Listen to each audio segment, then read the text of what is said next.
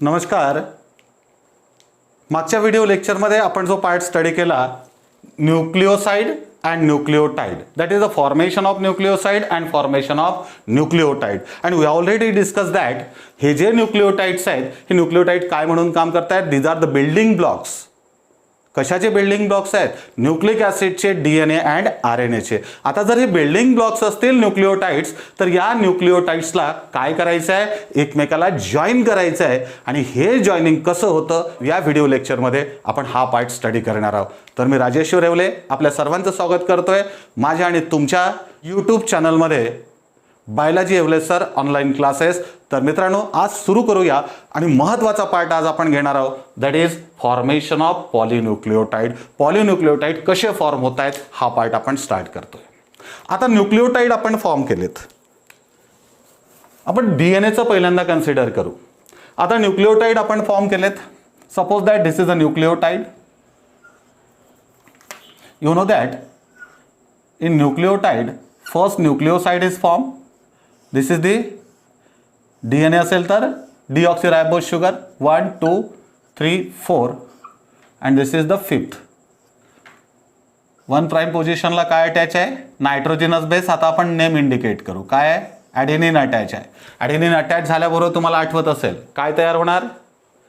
ॲडेनिनचा nucleoside. पण sugar कोणती आहे?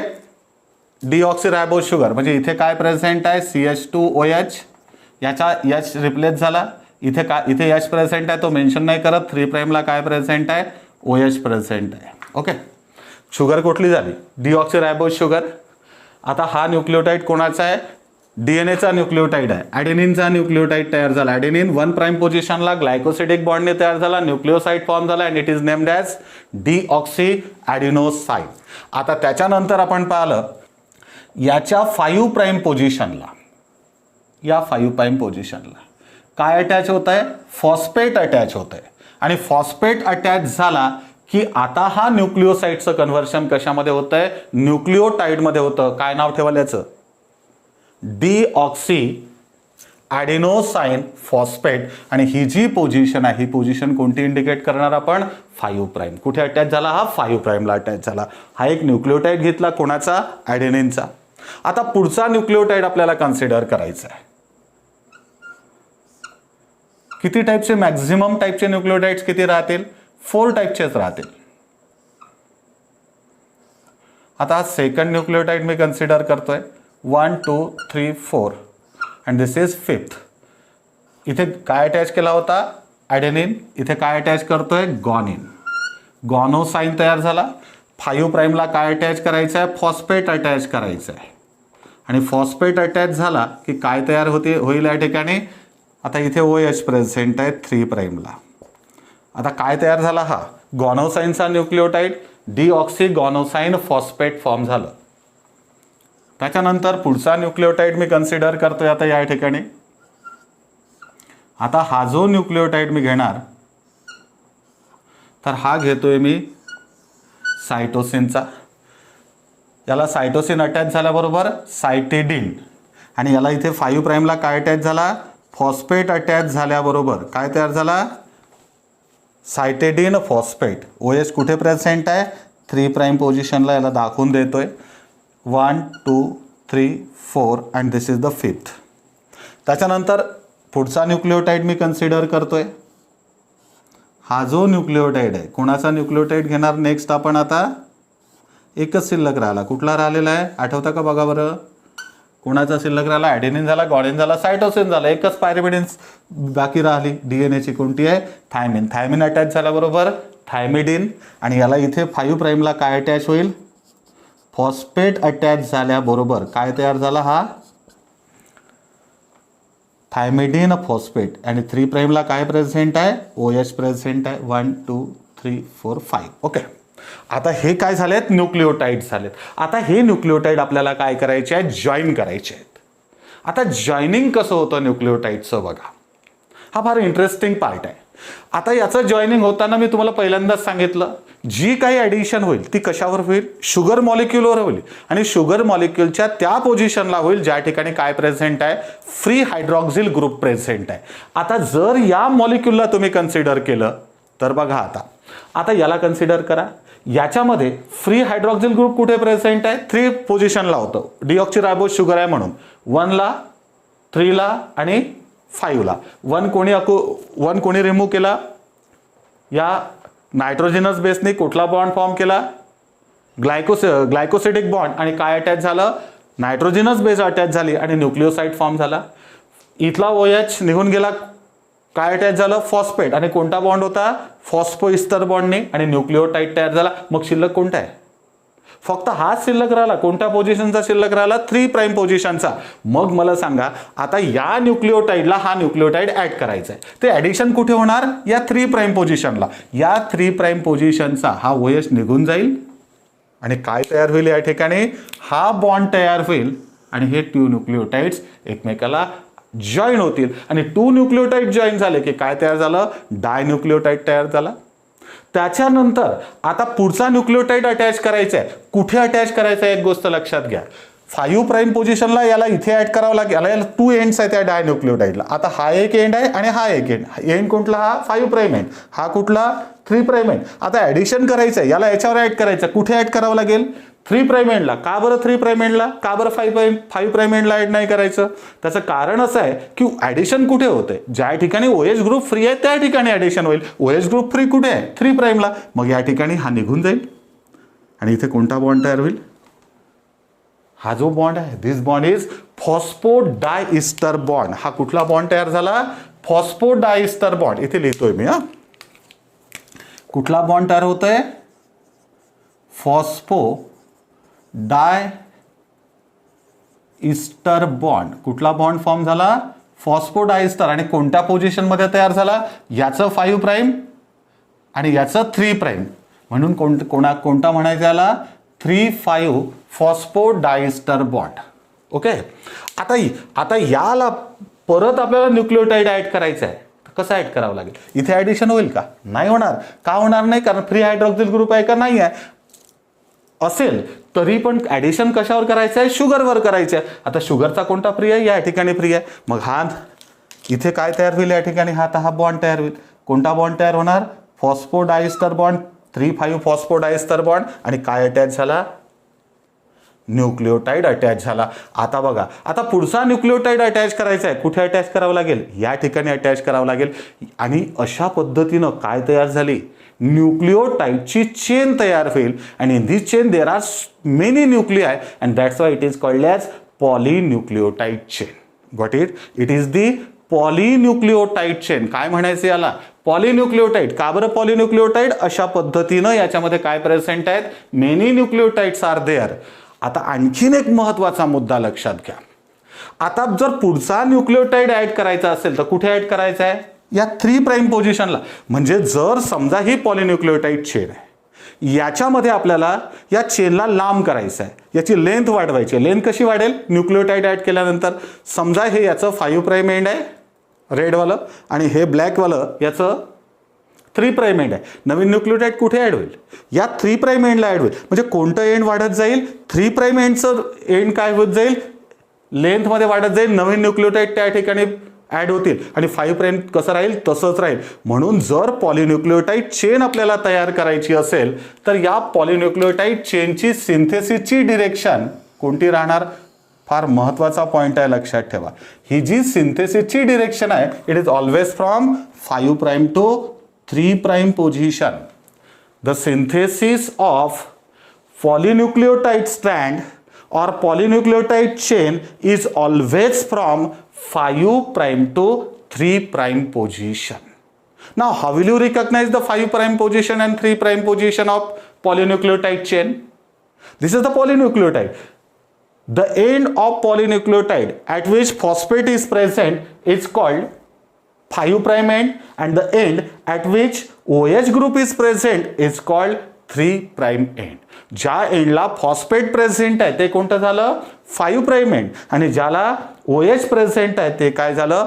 3 प्राईम एंड झालं. And the synthesis of polynucleotide chain is always from 5 prime to 3 prime direction. Got it? Clear झाला हा point? पॉलीन्यूक्लिओटाइड formation कसं होतंय? तर मित्रांनो, मी तुम्हाला प्रत्येक गोष्ट अगदी बेसिक पासून शिकवतोय, त्याच्यामुळे तुम्ही काळजीपूर्वक ऐका. जर तुम्ही काळजीपूर्वक ऐकलं तर अख्खं चॅप्टर प्रिपेअर करताना तुम्हाला कुठलाही प्रॉब्लेम येणार नाही. आता बघूया, आता जर आपण डीएनएला कन्सिडर केलं, suppose that this is a DNA molecule. आता मी या ठिकाणी एक डीएनए मॉलिक्यूल कन्सिडर करतोय. आता हा जर डीएनए मॉलिक्यूल घेतला म्हणजे सर्वच्या सर्व ऑर्गॅनिझममध्ये हा डीएनए कसा आहे, डबल स्ट्रँडेड आहे. म्हणजे याच्यामध्ये किती पॉलिन्यूक्लियोटाइड चेन प्रेझेंट आहे, 2 पॉलिन्यूक्लियोटाइड चेन्स आर देअर. फक्त काही व्हायरसेस असे आहेत की ज्यांच्यामध्ये सिंगल स्ट्रँडेड डीएनए आपल्याला सापडते. काही व्हायरसेस सोडून कोणताही उचला, प्रत्येकामध्ये काय प्रेझेंट असेल, 2 स्ट्रँड असणारा डीएनए प्रेझेंट असेल. आता हे 2 स्ट्रँड आहे आणि आपण पाहिलं प्रत्येक स्ट्रँडला काय पोलॅरिटी आहे. पोलॅरिटी आहे म्हणजे काय, प्रत्येक स्ट्रँडमध्ये 2 एंड्स आहेत, एक 5 प्राइम एंड आणि दुसरं 3 प्राइम एंड आहे. आता याचं कसं रिकग्नाइज करायचं, ज्या एंडला फॉस्फेट प्रेझेंट असेल 5 प्राइम एंड, दुसऱ्याला काय असेल 3 प्राइम एंड. ओके, पण आता एक गोष्ट लक्षात घ्या, हा जो डीएनए मॉलिक्यूलचे जे 2 स्ट्रँड्स आहेत ना, these strands are anti parallel to each other. आता हे जे 2 स्ट्रँड्स आहेत हे एकमेकाला कसे आहेत, अँटी पॅरलल आहे. हे जे 2 स्ट्रँड्स आहेत हे कसे आहेत एकमेकाला, अँटी पॅरलल आहे. आता अँटी पॅरलल आहे याचा मिनिंग काय होतोय, जर या स्ट्रँडचं ओरिएंटेशन 5 प्राइम टू 3 प्राइम असेल तर जे सेकंड स्ट्रँड आहे ना त्याचं ओरिएंटेशन अपोजिट डिरेक्शन मध्ये आहे. म्हणजे याचं इथे 5 प्राइम आहे तर याचं कोणतं राहील 3 प्राइम आणि याचं काय राहील 5 प्राइम राहील. आणि हे जे नेचर आहे ना 2 डीएनए स्ट्रँडचं, this is called as anti parallel. लक्षात आलं, म्हणजे दोन्ही स्ट्रँड अपोजिट डिरेक्शन मध्ये काय होईल, रन होईल. आता दुसऱ्या भाषेत जर सांगायचं झाल्यास बघा, आता हे स्ट्रँड कसं सिंथेसाइज होईल, याचं कुठलं एंड समोर जाईल, हे एंड समोर जाईल आणि याचं कुठलं एंड समोर जाईल, हे एंड समोर जाईल. लक्षात राहील का बरं, कारण नवीन स्ट्रँडची सिंथेसिसची डिरेक्शन 5 प्राइम टू 3 प्राइम, हे स्ट्रँड अशा पद्धतीनं सिंथेसाइज होईल आणि हे स्ट्रँड 5 प्राइम टू 3 प्राइम या डायरेक्शन मध्ये सिंथेसाइज होईल. कारण नवीन न्यूक्लियोटाइड कुठे ऍड होतोय, 3 प्राइम एंडला. 3 प्राइम एंडलाच काय ऍड होतोय, कारण 3 प्राइम एंडला काय प्रेझेंट आहे, फ्री हायड्रॉक्सिल ग्रुप प्रेझेंट आहे. म्हणून लक्षात आलं, 2 DNA strands are anti parallel to each other. कसं अँटी पॅरलल नेचर आहे आपण पाहिलं. त्याच्यानंतर आणखीन एक पॉइंट लक्षात घ्या, this 2 strands are complementary to each other. आता एक मिनिट, कॉम्प्लिमेंटरीवर नंतर येऊ, पहिल्यांदा याला आपण याच्यामध्ये मेन्शन करून टाकू. आता जर याच्यामध्ये आपण याला कन्सिडर केलं म्हणजे आता हे स्ट्रँड जर या डायरेक्शन मध्ये स्टार्ट झालं तर दुसरं याचं हे 3 प्राइम आहे, याचं काय राहील या ठिकाणी 5 प्राइम, वर काय येईल 3 प्राइम, या डायरेक्शन मध्ये सिंथेसाइज होईल. त्याच्यानंतर हे 2 strands are complementary to each other. आता हे 2 स्ट्रँड्स कशा आहेत, कॉम्प्लिमेंटरी आहेत. आता कॉम्प्लिमेंटरी आहेत म्हणजे काय, नेमकं काय आहे हे आपल्याला पुढच्या पार्टमध्ये, पुढच्या व्हिडिओमध्ये ह्या 2 प्रॉपर्टीज लक्षात येईल ज्यावेळेस आपण वॅटसन अँड क्रिकचं डीएनए मॉडेल स्टडी करू त्यावेळेस. अँटीपॅरलल लक्षात आलं. आता कॉम्प्लिमेंटरी आहे म्हणजे काय होत आहे, कॉम्प्लिमेंटरी समजतं ना. तर बघा आता कॉम्प्लिमेंटरी आहे याचा अर्थ काय, जर समजा एका स्ट्रँडमध्ये इथे ॲडेनिन आहे, इथे थायमिन आहे, गॉनिन आहे, सायटोसिन आहे, गॉनिन आहे, ॲडेनिन आहे. आता हा एक सिक्वेन्स आहे 1 स्ट्रँडचा, adenine, thymine, cytosine, cytosine, guanine and adenine. Okay, आता बघा काय होतंय, जर समजा एका स्ट्रँडमध्ये ॲडेनिन असेल तर दुसऱ्या स्ट्रँडमध्ये या ॲडेनिनची कॉम्प्लिमेंटरी बेस असतं. म्हणजे ॲडेनिनची कॉम्प्लिमेंटरी बेस कोणती आहे, थायमिन. पक्क लक्षात ठेवा, ॲडेनिनची कॉम्प्लिमेंटरी बेस कोणती, थायमिन, आणि थायमिनची कॉम्प्लिमेंटरी बेस कोणती, ॲडेनिन. आता एका स्ट्रँडमध्ये गॉनिन असेल तर दुसऱ्या स्ट्रँडमध्ये डेफिनेटली काय असतं, सायटोसिन असतं. म्हणजे बघा ॲडेनिनची कॉम्प्लिमेंटरी गॉनिन आहे का, नाही. म्हणजे ह्या ज्या बेसेस आहेत, ह्या ज्या दोन्ही बेसेस आपण घेतल्या, these are the purine bases and these are the pyrimidine bases. म्हणजे प्युरिन बेस कोणाला कॉम्प्लिमेंटरी आहे, पिरिमिडिन बेसला. पण कोणताही प्युरिन कोणत्याही पिरिमिडिनला कॉम्प्लिमेंटरी नाही. Adenine is complementary to thymine और vice versa, and cytosine is complementary, sorry guanine is complementary to cytosine और व्हाइस वर्सा. म्हणजे बघा इथे जर ॲडेनिन असेल तर दुसऱ्या स्ट्रँडमध्ये, आता पहिलं स्ट्रँड असं तयार झाला तर दुसरं कोणीकडनं तयार होईल, म्हणजे पहिला बेस कोणता ऍड होईल, हा न्यूक्लिओटाइड ऍड होईल, नंतर हा, नंतर याचा प्रत्येकाचा कॉम्प्लिमेंटरी ऍड होत राहील. म्हणजे ॲडेनिन आहे इथे काय ऍड होणार, ॲडेनिनची कॉम्प्लिमेंटरी थायमिन. ग्वानिन आहे इथे काय ऍड होईल, ग्वानिनची कॉम्प्लिमेंटरी सायटोसिन. इथे सायटोसिन आहे, सायटोसिनची कॉम्प्लिमेंटरी ग्वानिन. इथे सायटोसिन आहे, सायटोसिनची कॉम्प्लिमेंटरी ग्वानिन. इथे थायमिन आहे, थायमिनची कॉम्प्लिमेंटरी ॲडेनिन. ॲडेनिन आहे, ॲडेनिनची कॉम्प्लिमेंटरी थायमिन. लक्षात आलं. आणि अशा पद्धतीनं हे जे 2 जे स्ट्रँड्स आहेत हे कसे आहेत, एकमेकाला कॉम्प्लिमेंटरी आहेत. कॉम्प्लिमेंटरी म्हणजे ॲडेनिनची कॉम्प्लिमेंटरी बेस थायमिन, ग्वानिनची सायटोसिन और व्हाइस वर्सा. आता ही जी डायग्राम आहे ही डायग्राम आपल्याला इथे रिप्रेझेंट करायची आहे. पण आणखीन एक महत्त्वाचा मुद्दा लक्षात घ्या जो आपण पाहिलाय, रिपीट करतोय. डिरेक्शन मात्र कोणतं आहे, 5 प्राइम टू 3 प्राइम. हे स्ट्रँड इकडनं स्टार्ट होईल आणि हे स्ट्रँड इकडनं इकडे स्टार्ट होईल, 5 prime to 3 prime. And how will recognise 5 prime end?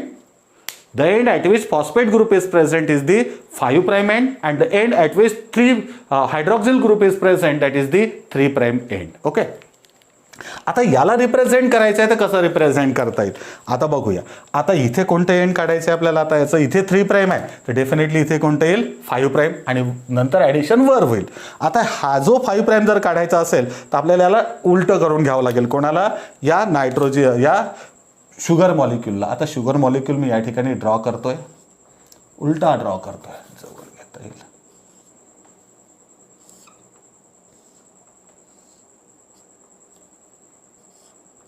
आता हा शुगर मॉलिक्यूल.